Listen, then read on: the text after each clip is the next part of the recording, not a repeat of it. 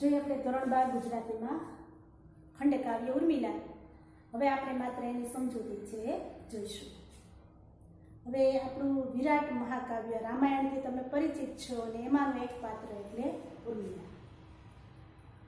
રામનો રાજ્યાભિષેક થવાનો હોય અને કઈ છે એમના બાકી રહેલા 2 વરદાન છે રાજા દશરથ પાસે માગે છે. એટલે રામ રાજા બનવાના હોય એને બદલે રામને છે વનમાં જવાનું થાય. ત્યાં સુધી કે કૈકેયીએ એમને વલ્કલ વસ્ત્રો પરિધાન કરી અને વનમાં મોકલવાનું કહ્યું. હવે રામ, લક્ષ્મણ અને સીતા એ વલ્કલ વસ્ત્ર પરિધાન કરે છે, વલ્કલ વસ્ત્રો પહેરે છે અને વનમાં જવા માટેની પિતાની અનુમતિ, રજા કે સંમતિ યાચવા માટે જાય. અને આ બધા સમાચાર છે એ ઉર્મિલાને મળે છે. એટલે ઉર્મિલા એ ખૂબ દુઃખી થાય. રામને વનવાસ જવાનું હોય, સીતા સાથે જવાની હઠ કરે એટલે સીતા પણ એમની સાથે જાય છે. એટલે લક્ષ્મણ છે ભાતૃભાવે એ ચાકરી કરવા અર્થે સાથે જાય. હવે રામ, લક્ષ્મણ અને સીતા એ વનમાં જઈ રહ્યા છે એવા સમાચાર જ્યારે ઉર્મિલાને મળે છે ત્યારે ઉર્મિલા છે એ એમની એમ સમાચાર મળે ત્યારે જેમ ઊભી હોય એમની એમ બહાવરી બનીને ઊભી રહે છે. એ સમાચાર સાંભળતા એના મનની અંદર કેટલા બધા તર્ક વિતર્ક છે ઉદ્ભવે છે, પરંતુ એ બધા જ દુઃખોને, બધી વેદનાને એ મનની અંદર ઢબૂરી દે છે.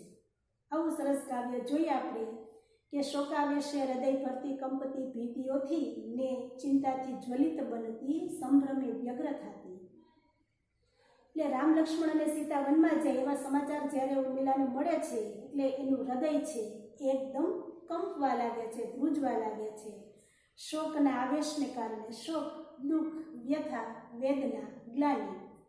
એટલે દુઃખના આવેશને કારણે એના હૃદયના ધબકારા છે વધી જાય.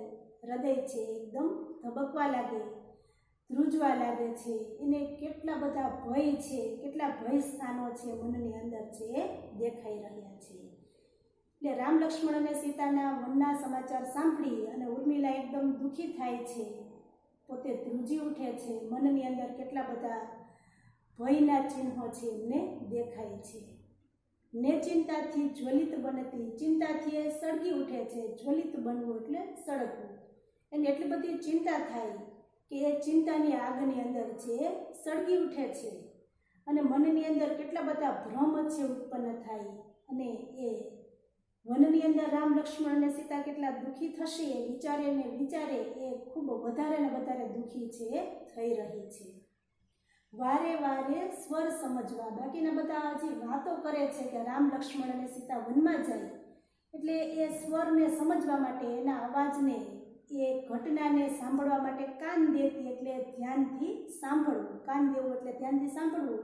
એટલે ધ્યાનથી સાંભળે છે બધાની વાતો કે ખરેખર આ બધા વાતો કરે છે એ હકીકત છે ને. એટલે એકદમ ધ્યાનથી એ લોકોની વાત છે એને સાંભળે છે કાન દઈને. અને એમ બિચારી ઉર્મિલા છે એ બહાવરી બનીને, વિવશ બનીને, લાચાર બનીને, બેબાકડી થઈને, દુઃખી થઈને એ બારીએ છે એ ઊભી રહે છે.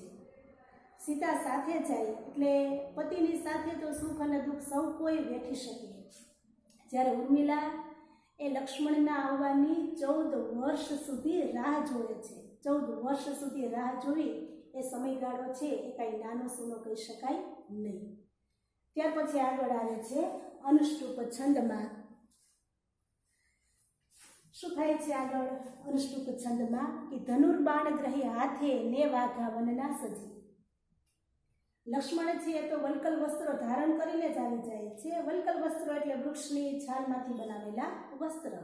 કૈકેયીએ કહેલું કે વનમાં તો જવાનું પણ આ રાજ્યનો પોશાક છે એનો પણ ત્યાગ કરી દેવાનો અને વલ્કલ વસ્ત્ર છે ધારણ કરવાના. એટલે લક્ષ્મણ છે એ ભાઈની ચાકરી કરવા માટે, ભાભીની સેવા કરવા માટે રામની અને સીતાની સાથે જાય. એટલે એણે તો ધનુષ્ય છે ગ્રહણ પણ કરી લીધું છે. એટલે વલ્કલ વસ્ત્રમાં એકદમ સજ્જ ધજ થઈ, ખભા ઉપર ધનુષ બાણ નાખી, વલ્કલ વસ્ત્ર પહેરી અને એ ઉર્મિલાની સંમતિ યાચવા માટે આવે છે. ઉર્મિલાની અનુમતિ કે રજા લેવા માટે આવે છે. એટલે ઉર્મિલા તો બારીએ બહાવરીની જેમ ઊભી છે, લાચાર બનીને, વિવશ બનીને. એટલે દૂરથી આવતા પોતાના પતિને જુએ છે તો એમણે ધનુષ્ય બાણ છે એ ગ્રહણ કરેલા છે, ધારણ કરેલા છે, વલ્કલ વસ્ત્રો છે એ પણ પહેરી લીધા અને એમ દૂરથી પોતાના પતિને વેગથી એમના તરફ આવતો છે નિહાળે છે, જુએ છે અને વલ્કલ વસ્ત્રમાં પોતાના પતિને જોઈ અને ઉર્મિલાનું હૃદય છે ચીરાઈ જાય છે. ઉર્મિલાનું હૃદય એ ભાંગીને ભૂકો થઈ જાય એટલે હૃદય એમનું એકદમ ચીરાઈ જાય, દ્રવી ઉઠે, દુઃખી થઈ જાય અને વજ્રપાત થયો શિરે. મસ્તકમાં જાણે કોઈએ વજ્રપાત કરેલો હોય, વજ્ર વડે માર મારેલો હોય, એટલો બધો આઘાત છે એને લાગે કે મસ્તકમાં જાણે વજ્રપાત થયો હોય એવું એમને લાગે છે. ઢળતી સહસા ઊભી, એકાએક ઉર્મિલા છે, સહસા એટલે એકાએક, કે ઢળતી સહસા ઊભી સંકષ્ટે ગ્રહી દ્વારને, કે ઉર્મિલા એકાએક ઢળી પડે પરંતુ મહાકષ્ટે મહામહેનતે એ દ્વારને, દરવાજાને ગ્રહીને, દરવાજાને પકડીને એ ઊભી રહે છે. એટલે મહામુશ્કેલીએ એ દ્વારનો સહારો લઈને ઊભી રહે છે. હજારો વસમાં તર્કો અંતરે ઉદ્ભવી રહ્યા. ઉર્મિલાના મનમાં કેટલાય તર્ક વિતર્ક છે ઉત્પન્ન થઈ રહ્યા છે, ઉદ્ભવી રહ્યા છે. કેટલા બધા સારા માઠા વિચારો છે એ ઉર્મિલાના હૃદયની અંદર છે, આવે છે. એકદમ દુઃખી થઈ જાય અને તોય એ આર્ય સન્નારી ધૈર્યની મૂર્તિ સમી ઉર્મિલા એ ધીરજ ધારણ કરી કે તોય ધૈર્ય ધરી ઊભી.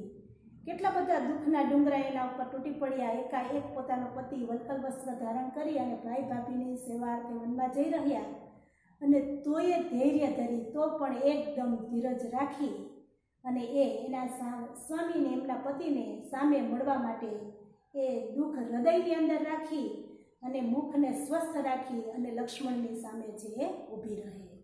આ કોઈ જેવી તેવી સ્ત્રીનું કામ છે નથી. અને કૃતાપરાધ શો આવી ઊભો, દિન મુખે પતિ સંબોધી સ્નેહના શબ્દો વધે ધીમે વિવેકતી. કૃતાપરાધ શો, અપરાધ કર્યો હોય એવી લાગણી જેના મનમાં થાય તે અપરાધ ભાવ કરેલો હોય એવી લાગણીવાળો, એટલે લક્ષ્મણે જાણે કોઈ પ્રકારનો અપરાધ કર્યો હોય એવા ભાવ સાથે દિન મુખે લાચાર બનેલા મુખવાળું ગરીબડા મોઢાવાળું લક્ષ્મણ છે એ ઉર્મિલાની સામે છે ઊભો રહે છે અને એકદમ ધીમેકથી ઉર્મિલાને સંબોધન કરીને કહે છે કે સંબોધી સ્નેહના શબ્દો વધે ધીમે વિવેકથી. એકદમ ધીમેકથી, વિવેકથી એ પોતાની પ્રિયતમાને સંબોધન કરે છે, પોતાની પ્રિયતમાની યાચના, અનુમતિ છે મેળવે છે. શું કહે છે ઉર્મિલાને કે હે વહાલી, જાય રઘુપતિ વન વિશે, કે હે પ્રિયતમા, મોટા ભાઈ રામ છે એ વન અર્થે જાય છે, વનગમન કરે છે, વનમાં જાય છે. સીતા જતા સંગમાં, સીતાજી એમની સાથે જાય કે જ્યાં પતિ ત્યાં હું. રામ ખૂબ સમજાવે પરંતુ સીતા એકના બે થતા નથી, એટલે સીતા તો સાથે જાય છે. તેના સેવન કાજ સંગ વસવા, એટલે ભાઈ અને ભાભીની ચાકરી કરવા માટે, સેવા કરવા માટે મારે પણ એમની સાથે વનમાં છે જવું છે. એટલે મારે ત્યાં સુધી 14 વર્ષ સુધી ભાઈ ભાભીની ચાકરી કે સેવા કરવા માટે વનમાં જવું છે. શા માટે? તો કે બેઠે એ વનવાસના વિકટહા કષ્ટો શરીરે હતી. વનવાસના દિવસો ખૂબ દોહિલા હોય, ખૂબ કપરા હોય, એટલે કે વનની અંદર જઈ અને અત્યંત કષ્ટ વેઠે, વેદના ભોગવે, શરીરે પીડા પામે, દુઃખી થાય અને હું નાનકડો ભાઈ મહેલમાં રહું, કે હું મહેલ વિશે વસુ સુખ થકી કે હું મહેલમાં રહું, એ વાત મને યોગ્ય લાગતી નથી. એટલે એ વાત યોગ્ય ન લાગતા મોટા ભાઈની અને ભાભીની સેવા કરવા અર્થે હું વનમાં જાઉં છું અને તારી અનુમતિ યાચવા માટે આવેલો છું. જતાં જતાં તને ઘણી મોટી જવાબદારી સોંપતો જાઉં કે તારે અહીં રહી અને વડીલોની સેવા કરવાની છે, વડીલોની ચાકરી કરવાની છે અને બધાની કાળજી રાખવાની જવાબદારી છે તારી છે. એટલે આવડી મોટી જવાબદારી ઉર્મિલાને શિરે નાખી અને લક્ષ્મણ છે ત્યાંથી જતા રહે છે. પછીનું કાવ્ય આપણે આગળનું છે એ આગળના પીરિયડમાં જોઈશું. નમસ્તે.